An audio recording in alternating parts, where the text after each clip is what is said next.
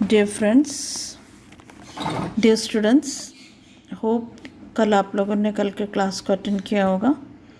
So today will be dealing with, कल हमने evolution of mental health services देखा था. आज हम देखेंगे prevalence and incidents of mental health services and mental health problems and disorders को देखेंगे हम.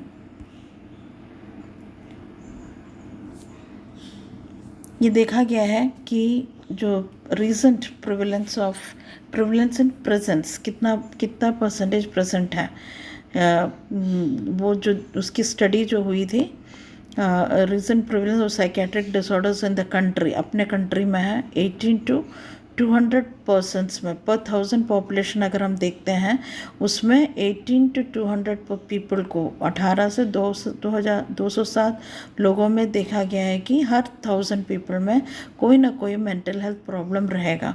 और ये केवल हमारे भारत में नहीं, ये पूरे वर्ल्ड में ये सिनेरियो इज़ द सेम. और ये ज़्यादातर किस लोगों में पाया जाता है, जो रूरल एरियाज़ में रहते हैं उनमें ये चीज़ें ज़्यादा पाई जाती हैं.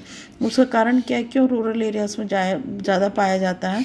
क्योंकि जो अर्बन एरियाज़ में रहते हैं उनके स्ट्रेस लेवल तो है, लेकिन क्या हो गया कि दे विल टेक, क्योंकि उनका ट्रीटमेंट फैसिलिटीज सब प्रेजेंट है, तो क्या होगा कि they will go for the treatment and they will take the treatment, जिसके कारण जो है कि दे विल नॉट बी, उन लोग जल्दी से उनके कंट्रोल में जो है the treatment, they will be taking the treatment, और ट्रीटमेंट लेने के कारण जो है उनके में वो जो भी प्रॉब्लम्स है they will come into control. और द अदर थिंग इसकी क्या, दे आर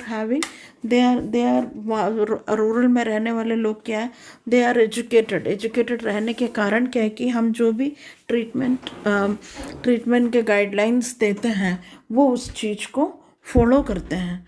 फॉलो करने के कारण क्या है कि हम लोग में ये चीज़ें हमको अर्बन एरियाज़ में कम देखने मिलता है. अदर थिंग इज़ कि जो फैसिलिटीज़ जो है, टर्शरी केयर, एडवांस्ड केयर, अपन देखते हैं रूरल एरिया में हमें स्पेशलाइज्ड डॉक्टर्स या स्पेशलाइज्ड हेल्थ केयर टीम हमको नहीं मिलता. कोई भी रूरल एरियाज़ में नहीं जाना चाहता है because of the low facilities they are getting that. उस तो क्या होता है कि लोग अर्बन में सब रहता है, तो अर्बन वाले लोगों को पूरी फैसिलिटीज़ मिल जाती है एंड इस कारण हमको वहाँ पे इंसिडेंस कम मिलता है.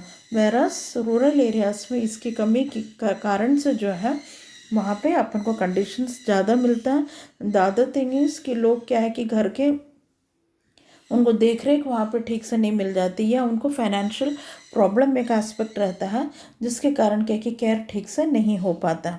यूजुअली देखा गया है कि जो गांव के लोग रहते हैं, जब उनका खेती बाड़ी सब खत्म होता है, उनका धान वगैरह बिकता है, उनके गेहूँ धान जो भी है सब चीज़ को लोग बेचते हैं, तब पैसा आते हैं.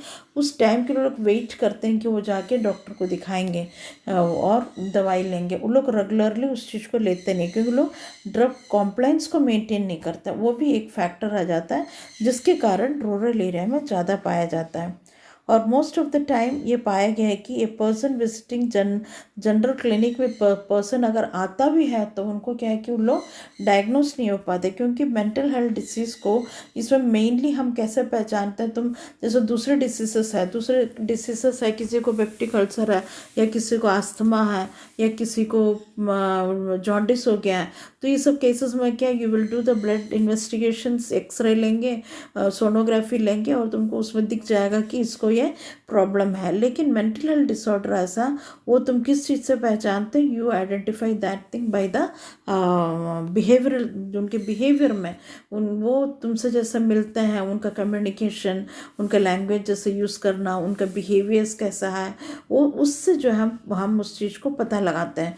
तो वो जो चीज़ें पता लगाने में टाइम लगता है, वो उस चीज़ को पता लगा के आने में ही, उनका बिहेवियर में चेंजेस आने में ही क्या है कि 6 to 1 year लग जाता है. इसलिए क्या होता है कि पेशेंट को जब शुरू में कुछ तकलीफ होता था, they go to the hospital saying मुझे पेट दर्द है, मुझे सर दर्द है, मुझे पैर में दर्द है, एनीथिंग दे विल गो, और उनको ट्रीटमेंट उसी तरीके से होता है.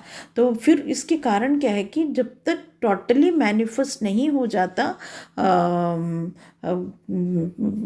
जो बिहेवियरल चेंजेस, तब तक हम उसको डायग्नोस नहीं कर पाते। उसके कारण भी क्या है कि उनके पैसे और टाइम वहाँ पे काफ़ी लग जाता है। The other thing is according to epidemiological survey जो WHO ने किया, कितने 14 कंट्रीज में, 14 देशों में, एक 12 मंथ्स के पीरियड में, पूरा एक साल, वो 2000 से 2001 में WHO ने 14 कंट्रीज में एक स्टडी किया जिसमें ये देखा गया कि anxiety disorders 2.4% to 18.2% anxiety disorders पाए जाते हैं। Mood disorders 0.8 to 9.6% mood disorders पाए जाते हैं। सब्सटेंस अब्यूज डिसऑर्डर्स यानी जो नशा करते हैं, अल्कोहलिज्म हो गया, सिगरेट स्मोकिंग हो गया, गांजा पीना हो गया, marijuana, कोकीन, ये सब जो चीज़ें का सेवन करना, दैट इज़ सब्सटेंस अब्यूज़, ये पाया गया है अप टू 6.4%।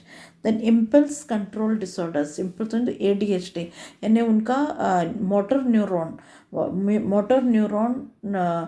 एक्टिविटी ज़्यादा रहेगी और उस चीज़ के कारण वो एक जगह बैठ नहीं पाएंगे, इधर से उधर कूदेंगे, इधर से उधर कुछ करते रहेंगे। वो चीज़ जो है पाया जाता है अराउंड 6.8% तक। Then according to an epidemiological study जो इंडिया में हुआ, गांगुली करके एक जन ने जो इंडिया में जो किया इन 2000 में, उसके हिसाब से एवरी 1000 पॉपुलेशन में 73 लोग is affected by mental health disorders. उसमें अफेक्टिव डिसऑर्डर लाइक डिप्रेशन पाया गया है हर 1000 पॉपुलेशन में अराउंड 34। एंग्जाइटी न्यूरोसिस ये पाया गया है 16.5 हर 1000 पॉपुलेशन में। देन मेंटल रिटार्डेशन ये पाया गया 5.3 हर 1000 में। स्किज़ोफ्रेनिया ये पाया गया 2.5 पर 1000 पॉपुलेशन।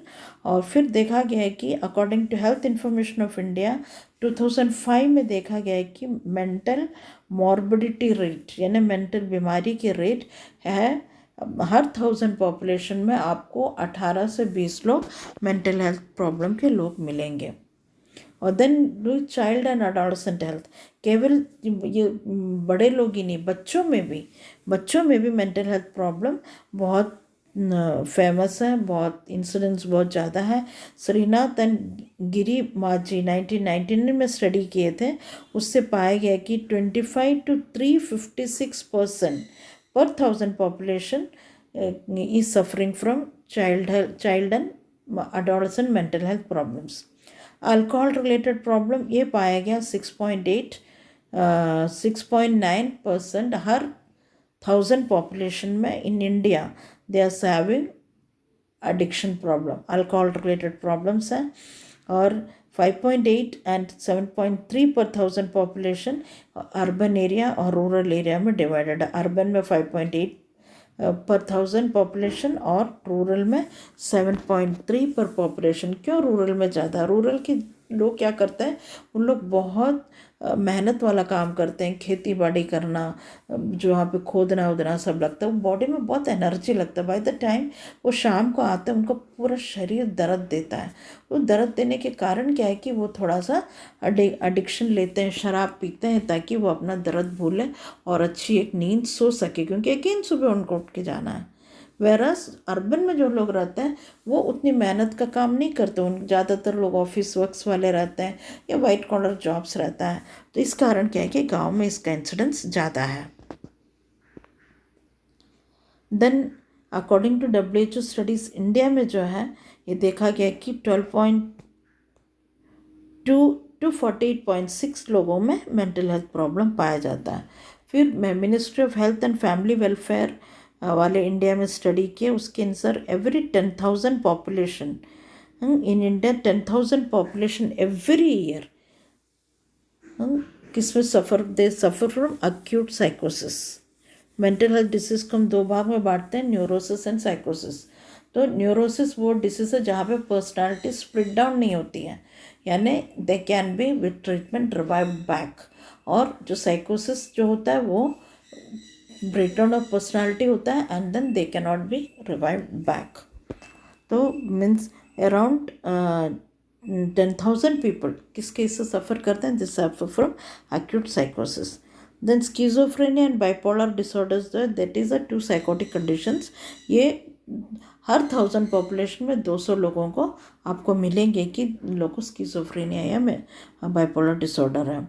और ये burden it's likely to increase by two 15% by 2020.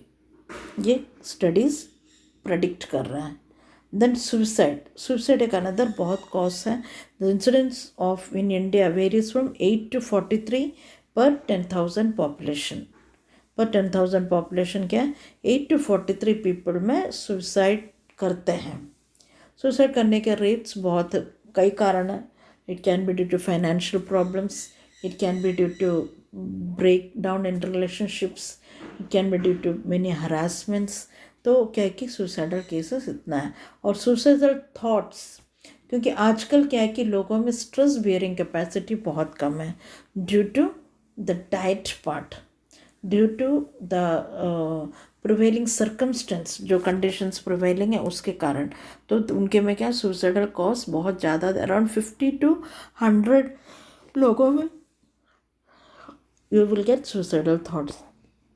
Mail female ratio देखा जाए तो it ranges from 11.2 to 11.7. 11.2 female में and 11.7 in female. 11.2 in male and 11.7 in female में पाए जाते हैं जो इनमें सुसाइडल थॉट्स आता है. डिमेंशिया अनदर केस है. डिमेंशिया यानी मेमोरी लॉस, मेमोरी लॉस वाला कंडीशन, जिसमें 1.36% इन 65 से अबव एज वालों में 1.36% में डिमेंशिया पाया जाता है. और इट्स एस्टिमेटेड दैट बाई 2025 ये इंक्रीज होगा to 8.85%. So dear students, this was all about the class. तो आप लोग this was all about the prevalence and incidence of mental health disorders. So you go सुनिए, पढ़िएगा and then you send prepare notes. जब तुम इसको सुनोगे और एक बार नोट्स बना लोगे, देन इट विल बी, क्योंकि न्यू सब्जेक्ट है, you have to read. Hope you will listen. Thank you.